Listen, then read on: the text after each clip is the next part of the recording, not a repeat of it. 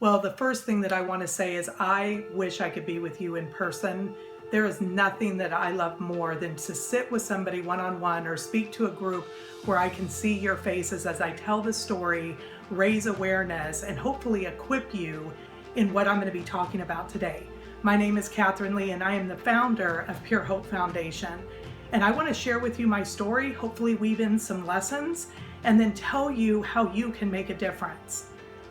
See, 21 years ago, I had one of those days that changed my life forever. I don't know if you've ever had one of those, but everything's going along just fine and then something happens.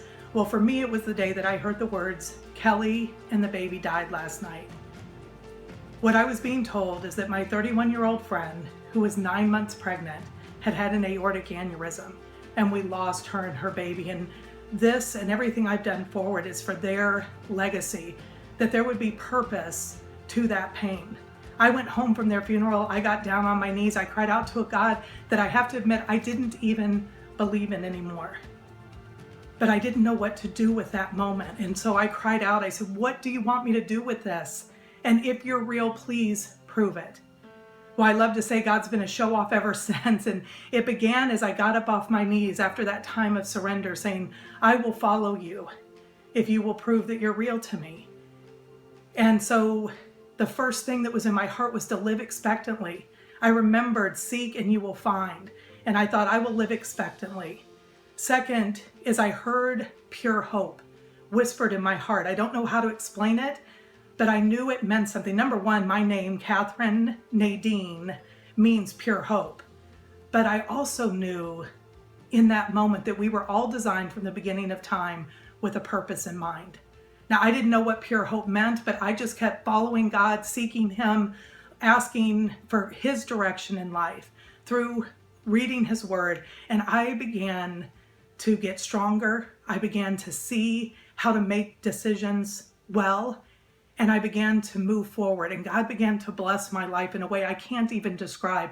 But that pure hope was always there in my heart. I began to do all sorts of amazing things. God opened up platform and opportunities to me. I wrote curriculums. I did speeches all over the world, but nothing was sacred enough for pure hope. But then one day I met a man on a plane. I was flying. I don't like to talk when I fly, so I had on my headphones and a book in my lap, everything that says, don't talk to me. And this man came on the plane, and I thought I was safe because, men don't typically chit-chat on an airplane, but he tapped me on my shoulder. I gave him a brief, "I don't want to talk," quick answer. He tapped my shoulder again. I did the same thing, but the third time I heard that still small voice that I had come to know directing my life say, "Talk to him." And so I took off those earphones and I began to talk with this man. And about halfway through the flight, oh my gosh, we were laughing. We were just having the best time. He was smart and handsome and charismatic. He was a leader. He was obviously successful in life. And he told me that when he got on that plane, he had seen that Bible and faith-based book in my lap, and he knew he wanted to talk to me. Now, at this point, I didn't know that. I just was thinking, oh my gosh, now I know why I wanted to talk to him. God, you wanted me to talk to him because I'm going to set him up with one of my single girlfriends. This guy is amazing. And he told me that he set me up that time so that I would ask him one question. I said, "So tell me, what do you do?" And he said, "I own the second largest pornography company in the world." Well, of course, I was shocked, right? I think often we don't put ourselves in positions where we think we won't know the answers because we think we won't know what to say. But you know what? God did. God immediately responded through me. I have learned when I don't know what to do, I pause and I pray to get perspective, to give God precedence over the situation. And so I just started talking to him. I said, "Really? Tell me about that." Now, he told me later that he saw that Bible and faith-based book on my lap, and he thought it would be funny to see the Bible lady, the church girl, talk to him, like him, and then shock me with this pornography thing, the fact that he owned a pornography company. And he said, "But Kathrine, instead you met me with love, grace, and curiosity, and I didn't know what to do with you." And so as we began to talk, I asked him about his life, I asked him about it, and I finally brought it around. I said, "So tell me, how is it that you get the girls?" Now, this is really important. I want everyone to listen to this piece because this is what he said. He said, "Oh, that's easy. We just send out scouts to malls and high schools, and we tell them to look for girls with daddy issues.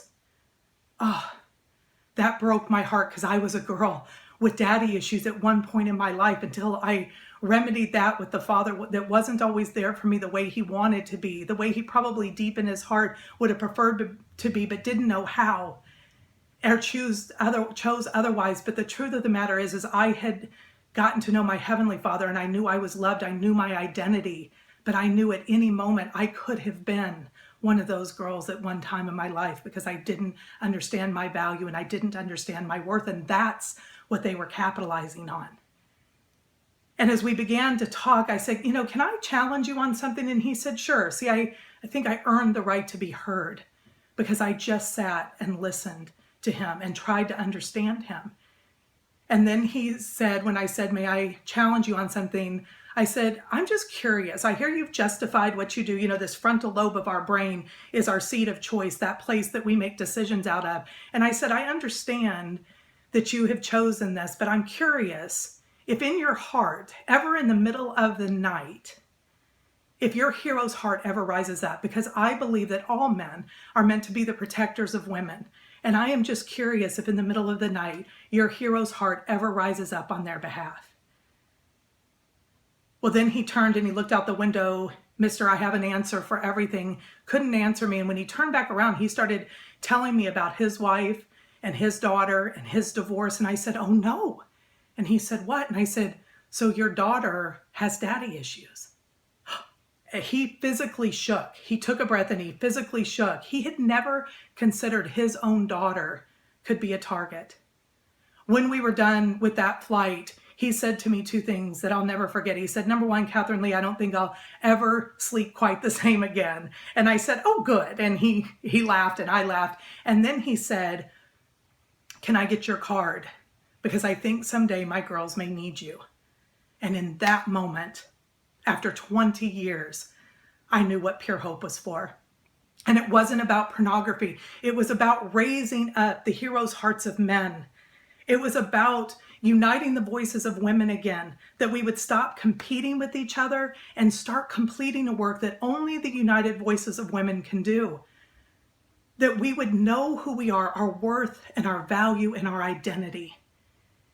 And as I started looking into pornography and the issues around that and how that affects men and how that affects women, I started looking at the fact that pornography is the rocket fuel, the jet fuel for the demand of sex trafficking. And sex trafficking, I was shocked, was the number 2 criminal industry in our country and the fastest growing. Human trafficking is the second largest criminal industry in our country and the fastest growing. And so much of that is fueled by the addictive properties of pornography. It traffics the heart of men before it traffics young women. And I thought, I have to do something. I have to step up.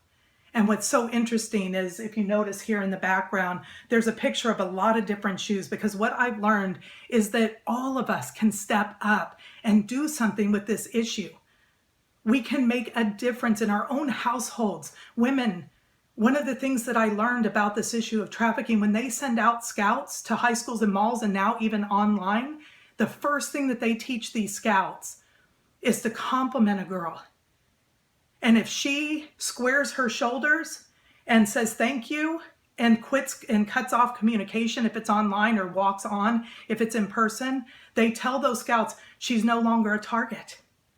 But if she looks down and pushes the compliment away or wants to continue the conversation, they say keep going after her. See, we're hungry for validation because we don't understand our value and our worth, and we have to teach our young girls that they're worthy, that they're okay. See, that compliment test is one action step that you can all take. You women can say thank you when somebody gives you a compliment and square your shoulders. Men, you can be a hero and compliment young women and your wives and women in your life, and not just for their looks, but for all of who they are. And when we learn our worth and how to respect each other, and women, when a man compliments you, say thank you.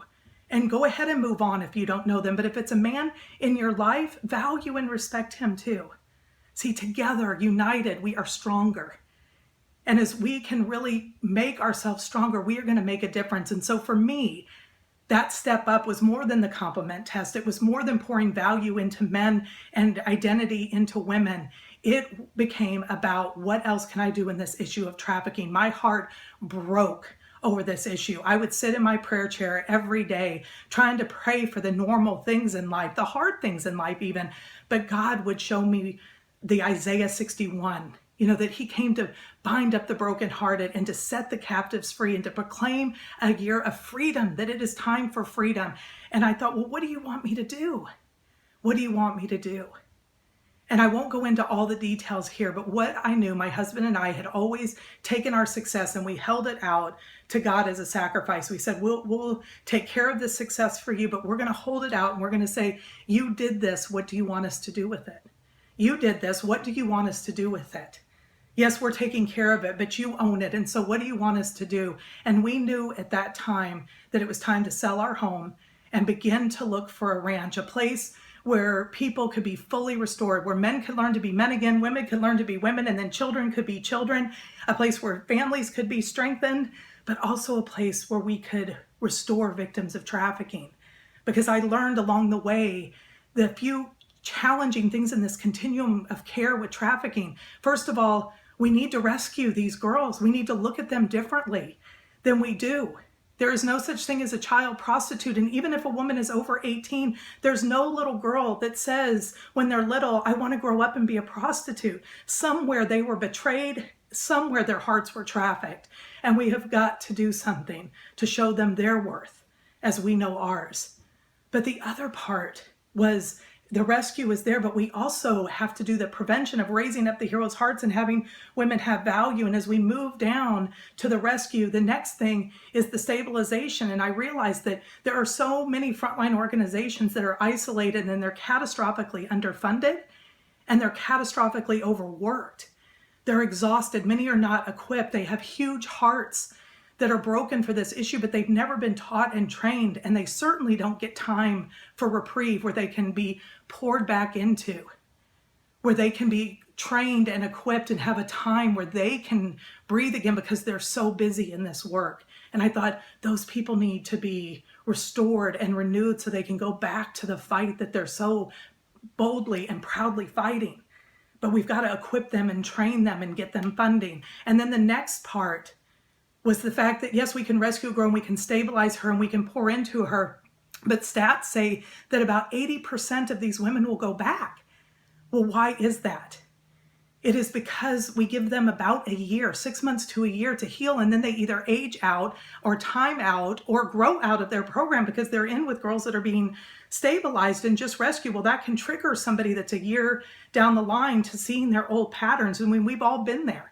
Right? We've all been where we're growing and then all of a sudden something triggers us that feels familiar, or we see someone else in that pain and we can go back there again. We need to give them more time to heal. I mean, let's be honest, women, someone has probably said something to you that hurts your feelings. And how long did it take you to get over it?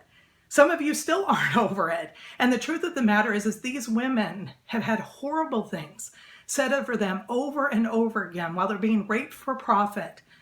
Day after day, many, many, many times a day. And we need to give them everything they need to heal and know their identity again, and give them the time and the support coming out. And so that's what Pure Hope Foundation, we saw that was our niche. We were going to raise awareness and do the prevention part by strengthening families, bring people to the awareness of those frontline workers and educate and hold retreats so that they can be restored and renewed and equipped to go back and out and do their work. But then Pure Hope Foundation would create these next stage homes where these women could come for another year or more of healing, where they could get vocational and educational training. They could get all sorts of therapy, ecotherapy, not just talk therapy, but life skills. And ecotherapy means being out in nature, where they could have equine therapy with all sorts of animal therapy, because it heals our heart and it heals our brain when we are in nature.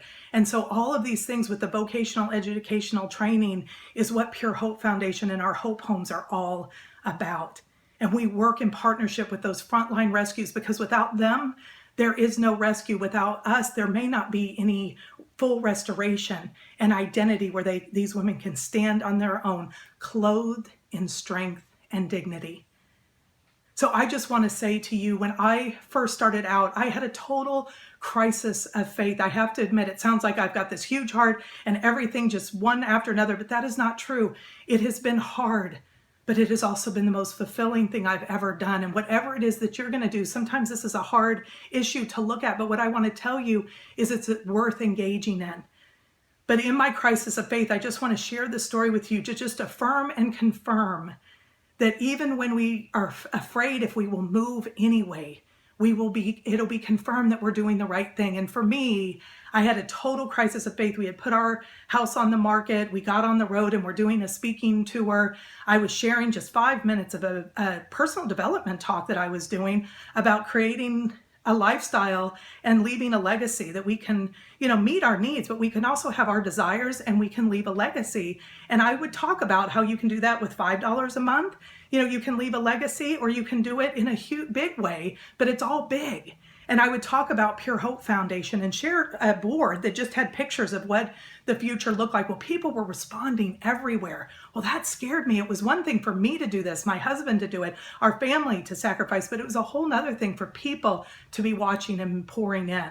And I don't know why, but that put me to this place of crisis of faith. Like, this is just too big. It's too much. I can't handle it. And my husband, Michael, I was in a spin and I said, call the realtor, take the house off the market. And he said, honey, why don't you pray? Why don't you ask God for confirmation? I see you're in that crisis of faith. And so I did. There's a story in the Bible of a man named Gideon that was called to do something bigger than himself. And he got to that crisis of faith and said, not me, I'm the least of these. But he did have enough faith to put out a fleece. And what that means is it was a piece of material where he said, God, please confirm this. And he asked God to make it dry and the ground wet, and then he would know it was God. And then he said, okay, well, maybe that wasn't quite you. Have you ever had a confirmation, but it's still hard? So you're like, oh, maybe that wasn't it. And so he asked for another one, and he asked for the opposite to happen. And I don't know which came first, ground dry and the material wet, or vice versa. But the truth is that God confirmed it in two ways for Gideon. And I asked God, please give me my fleece. Please prove that this is you. And I went on to my next event, and sure enough, I'm sharing about Pure Hope Foundation, that small segment in this long talk, and people are crying and they're passing notes and they're offering to help. And these women in the front row said, will you come over here and talk to us when we were done? And I said, sure. And they said, we're so sorry we were passing notes and talking. We know that was rude. And I said, no, it's okay. And they said, no, you don't understand. And I said, what? And they said, we are all victims of sex trafficking. We got a day pass to hear you today. We need exactly what you're establishing. Our first line program is over in 3 months, and we don't know where we're going next. And here's the most amazing part, is they said, the worst part of everything that we went through was not the beatings. It wasn't the rate for profit every day over and over again. It was thinking that no one cared. I will never forget that. It is time that we step up and let these people know we care. It is time to make a difference.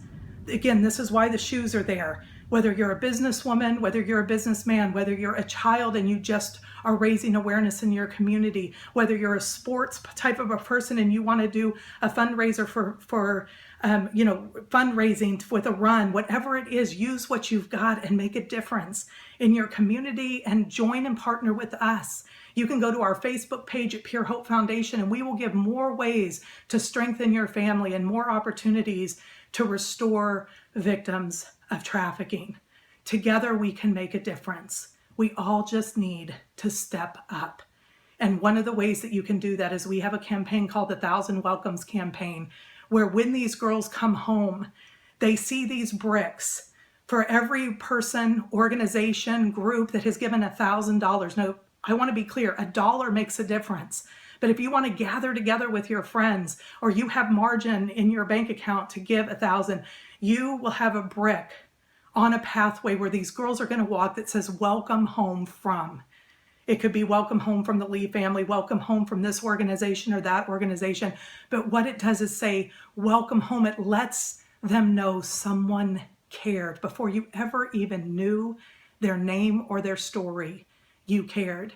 So some people get 10 friends together to give $100. Some people get 100 friends to give 10. Some people have the margin to do it their own. And some people can just give it their time and talent, or they can just raise awareness and share something that I shared today with you with someone else. But the key is step up, step up, step up. Let that beat like a heartbeat in you. Step up, do something.